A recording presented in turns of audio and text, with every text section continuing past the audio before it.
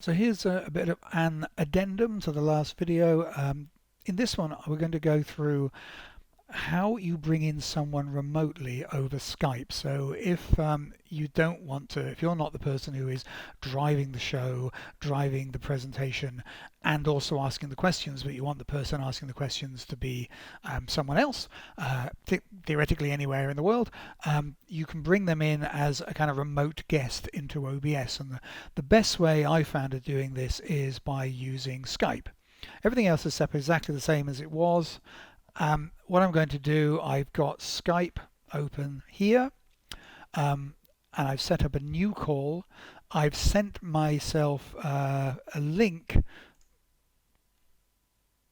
to that call. So if I copy that link there, I can now send that link to myself. I'll do that now. And what I'll do on my phone, this is going to be weird because I'm Skyping myself. Don't ever Skype yourself. It's just not normal. On my phone, I can now open the link that I will have just received. If someone has the Skype app on their phone, then basically, I'm just joining now. They don't. If they've got the app and you send them the link, they don't need a Skype account. They actually just need to. They just need to sign as a guest.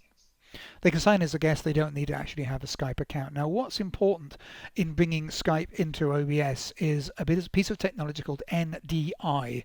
Don't worry about what that means, but basically, if you go to Skype, if you go to your settings, under calling, under advanced, you need to turn on this tab here, which is allow NDI usage. And now you'll see this little thing come up here, which basically, this little setting here basically tells you that NDI is turned on. What NDI means is that other applications like OBS can actually pick apart the signal that's coming in. So instead of capturing the whole of this window, which actually has two windows because it has me in the top and everything, it'll actually only capture that portion of the call that's coming in remotely. It makes things a lot cleaner and it's also much higher quality. So if you remember how we added the camera last time round, we had this camera set up here. Scene one, we had the whole scene, and then in scene one where we had the camera, we'd added this webcam. I'm actually going to take that out. Remove. I'm going to add a new source, and the thing I need to add is this one, NDI source. You only get NDI source showing up as an option if you've had the NDI plugin installed at the same time as OBS. It's very important. So click on NDI source, and exactly as you did before, you should be able to see a few things. So you've got Skype Live, Skype Active Speaker, or Skype Local. So you've got a few different windows going on there. The one we actually want is this one,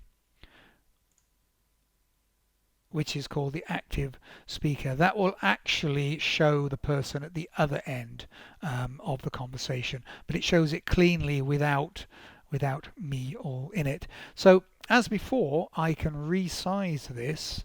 I can resize by grabbing and moving that around, and I can sit that. Now normally I'd be facing it more directly than that.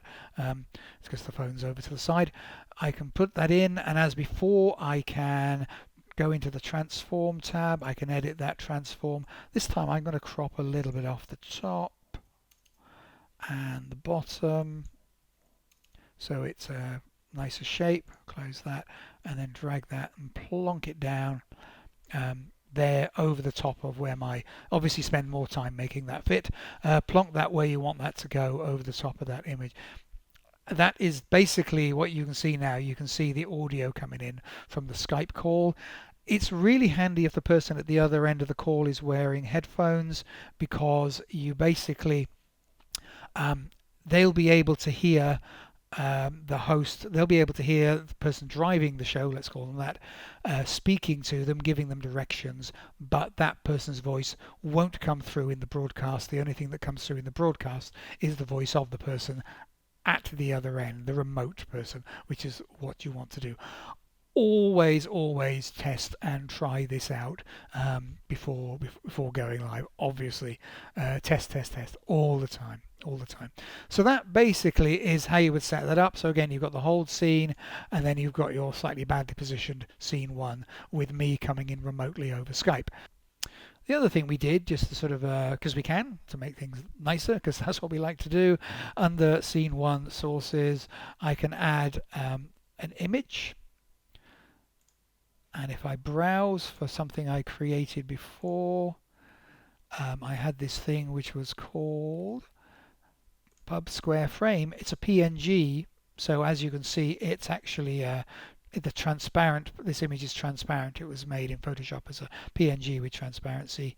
That actually is a little image that I can then resize and stick over the top of my Skype call, so it actually looks like, you don't have to do this, it just looks like the Skype caller is popping up in a window frame.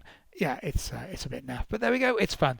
But you could, any part of the design you want, if you wanted something to sit as another layer on top of something as part of your design, you basically create it as a transparent image. Just make sure in sources that it's stacked on the top, and it will appear quite happily on top of all the other images. So there we go. That is kind of ready to roll, exactly as we did before, but this time bringing someone remotely. Any more questions on that, as I said before, give me a shout, and hopefully I can talk you through all of those things. This has gone on a bit longer than it should. Never mind. Hope to hear from you soon. Cheers. Bye.